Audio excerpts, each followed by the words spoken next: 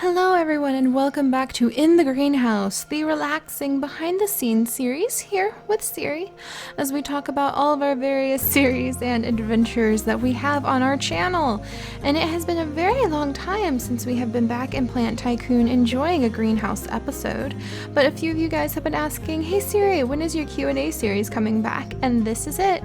For those of you guys who don't know, this is a question and answer series. It's kind of a little laid back, behind the scenes, almost podcasty sort of episode where we come into our beautiful greenhouse, which by the way is doing just fine because time has been paused. I actually paused the game almost a month ago when I was headed out on my vacation with my parents, and here we are, everything is still okay. So I'm so glad I remembered to pause. We will set the game back to fast and go ahead and take care of all of our plants while we just kind of catch up with each other. But yes, so this is a behind the scenes series where you guys leave questions in the comments below, and then on the next episode I answer as many of the relevant questions as I can, just kind of sort through them. Sometimes I try to group like, oh, favorite animal questions and like real life biology questions or questions about nature. Like, you guys are welcome to ask anything. Sometimes people ask personal questions, and some of my favorites are actually when people ask questions about how a series is run. Look, it's a butterfly. Got it. There we go. So yes, I love answering questions about behind the scenes things with our actual series as well. And I am actually getting ready for a nice long day of recording. Yesterday it snowed quite a bit, so I had a long day. I just kind of like curled up in my computer chair and focused on recording for a very long time yesterday, and I had a great time. I actually got a ton of Sims 4 episodes recorded, so you guys are gonna have some amazing adventures to see pretty soon in Sims 4. I'm really looking forward to sharing that with you guys. Alright, 1 second. Let's check if we have any cool seeds, like to buy. I don't know, they don't look as exotic as they normally can, but let's try this little puppy out. Let's spend $2,000 buying this exotic little seed, nurturing it with a ton of plant food, and then we'll keep an eye on this little puppy. It'll be ready in about an hour. So we'll keep an eye on that, and I think for the most part we can sell the rest of these seeds. So I'm just gonna, or the rest of these plants, because I'm pretty sure we have some 4-petal, yep, got some of the 4-petal fern pitchers. So I'm just going to go ahead. Do we have any of the cactus though? These adorable cactus. I don't think we have any of these cactus seeds. So I'm going to propagate that. The fragrant rare oaks. See, we have to go back through all of our little seeds. Make sure we're not getting rid of any. Yep. There's an oak. There's an oak. Here's an oak. You know, I need to get more plants. Ah, there we go. Here's another oak, but not a fragrant rare oak. So we'll go ahead and propagate that one. And I don't think we have any of these tahini pine cactus. What about the Venus ball cactus? Do we have any of those? Are those what this turned into? I think that is what that turned into. So we'll go ahead and propagate a pure strain of that. And the Venus fan leaf. Man, I was gonna sell all of these, and then here I am going, oh wait, but maybe we need to keep this one. Oh, and maybe this one too. Oh, I do love the Venus fan leaves. Fine, I'm such a sucker. Okay, and now we're gonna head over into the nursery, and I will catch you guys up just a little bit. And actually I've been watching a lot of vlogs lately, which surprised me. I'm not a huge vlog person. A lot of you guys know I didn't even know what Let's Playing was about 2.5 years ago. I've almost been Let's Playing for 2 years now, which is kind of amazing, and I had no idea what it was when I started. I actually put videos on YouTube, not knowing that Let's Playing was a big thing for months, and then like 5-6 months after I started making YouTube videos, I learned that Let's Playing was a big thing, and until then I thought it was just a really small thing only in the Sims community. So it totally blew my mind, and I'm talking about the Sims 2 community. I'm not even talking about the huge Sims 3 big giant Let's Play communities out there. My goodness, yeah, no. So I've almost been Let's Playing for 2 solid years now, which is sort of amazing, and I love how it's changed my life. But I didn't even know about vlogging really until I stumbled on a few vlogs of YouTubers who I enjoy who do Let's Plays. And I thought it was cool. Oh, look, they're sharing a video of their dog. They're sharing a video of this. They're sharing a video of that. And their life. And I thought that was really cool just to get a peek into people's lives. And recently, especially since I'm home all day, sometimes by myself, which is okay because Darling is away teaching his students. He is a professor at university, so he's away teaching his students. And I'm home by myself with my birds. And I've been listening to a lot more vlogs. And I've loved it because it's a peek into the lives of people that I really think do cool things. And I think it's like I love reading blogs as well.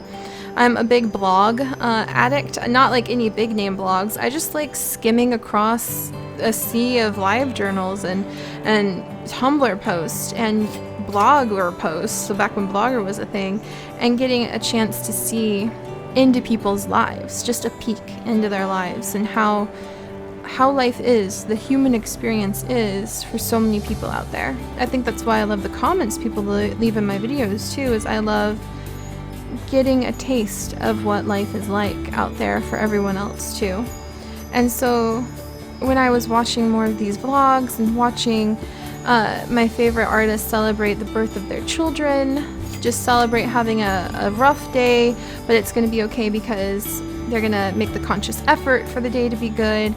It hit me, maybe that's why people like Greenhouse series, this series, because it's a peek into like my life. And I love hearing the stories of other people so much, so it only seems fair to contribute by putting my story back out there. So here we are. That's one of the reasons I started this series back up, but also because this is your guys' opportunity to ask the big questions, to ask, what are you doing with zoo crafting? To ask, like, why did you choose this name? Oh my gosh, when you guys see the name I picked for the Sims 4 kid, I can't believe it. Lily and Tate had their baby, and I'm not going to tell you what it is. I kind of spoiled one thing, but you know there's one baby. It wasn't twins. I'll give that away. A little spoiler. It was just one baby. I'm not going to let you know if it's a boy or a girl, but I can't believe the name I picked. I always freeze when it comes to picking names. I figure if I ever decided to have children and had a real life kid, I think I would freeze like the moment the nurse goes, okay, what name do you want on the birth certificate? And instead of all of these carefully researched names I would have had stowed away for like months and months, I would freak out and be like, I don't know, and like name it something ridiculous. And I could just see Darling would just be staring at me like, really? You just named our kid that? Really? So I've got to be careful. I've got to be careful with that. I would definitely give any child of mine, if I ever did have kids, at this phase I'm not interested in the idea. Mostly because I'm tired. I've been a nanny and a foster mother and a teacher of elementary school students for, not like a teacher in classrooms, but a teacher of students through a nonprofit for many years now. And I'm just kind of tired, and it's a really big thing. It's a really big thing to have kids. If being a foster mother taught me anything, it was that people often have children when they shouldn't, before they're ready, for the wrong reasons. And that really broke my heart. And I don't want to see that happen. And so if I don't have this overwhelming urge to have children, I'm not going to. So if you are young and you're still thinking about the future, make sure you have children for the right reasons, not because you're bored, not because people pressure you into it, not because you think you have to, because don't forget you're bringing another person into existence by your choice to have children. That's a big deal. So don't feel pressured into it. It's going to be okay. But yeah, if I never did have kids, where I was going with that was to say I would have to give them absolutely kick-butt Hawaiian middle names, because that's what my family does, is we have absolutely kick-butt Hawaiian middle names, which I love. So that would be really fun. Oh my gosh, look at this awesome ladybug speckle seed. Yeah, we do Hawaiian middle names, and my middle name is enormous. It's super long, super awesome. I'm in love with it. Let's just grab any seed that we can't really see pure lineage on and plant those and see what we get. So no kidlets, but yeah, I'm home by myself, and I thought vlogging sounds good. But yeah, you guys are gonna see Lily and Tate's kid, I think this week. I'm trying to remember when I scheduled those videos. But Lily and Tate had their baby, and you're going to see the baby. And the name is ridiculous. I still am a little embarrassed that I went with that name. But it's growing on me. It's growing on me. It was that pressure, that spur of the moment pressure. And I'm pretty excited. I've been working pretty hard on some stuff behind the scenes for the series. We've got some stuff for ZooCast coming up pretty soon. Mostly just like the side quests and the regular things. The year anniversary of zoo crafting is coming up, and I'm going to try to get the map available for download for the year anniversary. So that means that the next month we might have a lot of episodes that focus more on trying to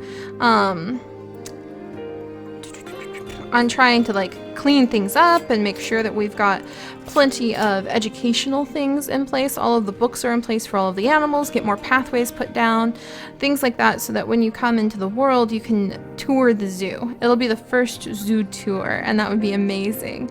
The trick will be that I don't think everyone will be able to run it, because people are like, I can't run mods, and you need almost 90 to 100 mods to run zoo crafting. So it's kind of tricky. We'll probably try to make the config file available as well, so you don't have to stress too much about how to download the entire thing. But then the whole point of making zoo crafting for me has always been to be able to make it available to you for education. So we'll get there. Let's bomb these things with some growth bombs a couple times, see what we get. Ooh, nice little variety of cactus and pitcher plants, all sorts of cool stuff. Do it again. Collect the seeds that have popped out. There we go. Look how pretty this is! I love this fabled ananas, or whatever we want to call it. It's a beautiful thing. Oh my goodness.